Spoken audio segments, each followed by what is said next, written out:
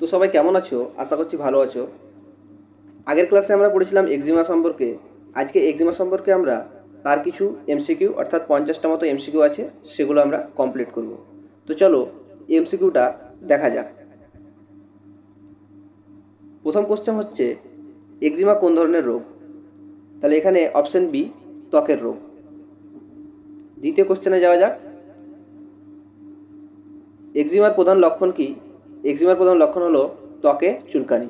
আগের ক্লাসে জেনেছি যখন ডিটেলস বলেছি। 3 নম্বর কোশ্চেন, এক্সিমার আয়ুর্বেদিক নাম কি? এক্সিমার আয়ুর্বেদিক নাম হচ্ছে বিস্ফোট।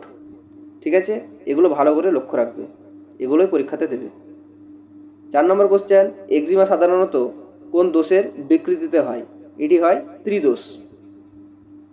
5 নম্বর কোশ্চেন, এক্সিমায় সবচেয়ে সাধারণ উপসর্গ কি? এটা হচ্ছে ত্বকে র্যাশ বা ফুসকুড়ি।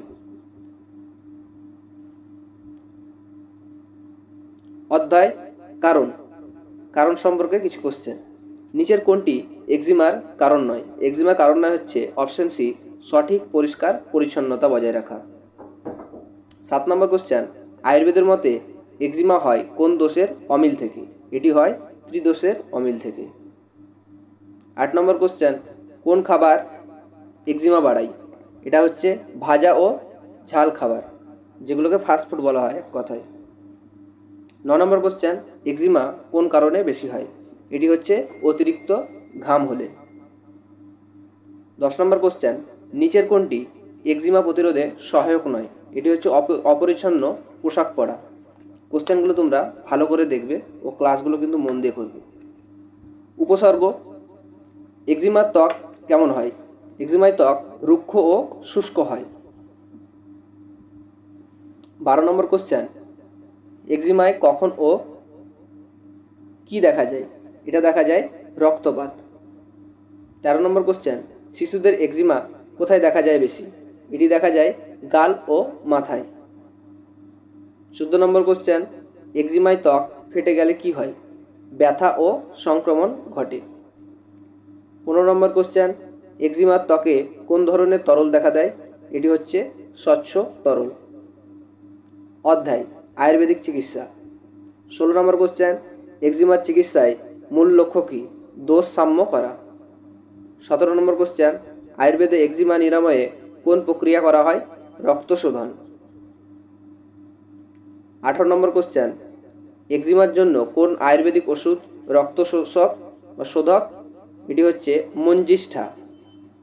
19 নম্বর কোশ্চেন, এক্সিমার জন্য ব্যবহৃত তেল কোনটি? নিম্বাদি তেল।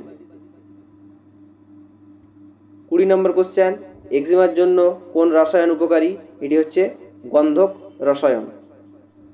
অধ্যায় জনপ্রিয় ওষুধ। ক্ষতিরারিষ্টা কোন কাজ করে? রক্ত পরিষ্কার করে। আরোগ্যবর্ধিনী বাটি প্রধানত কোন অঙ্গের জন্য কার্যকরী? লিভারের জন্য।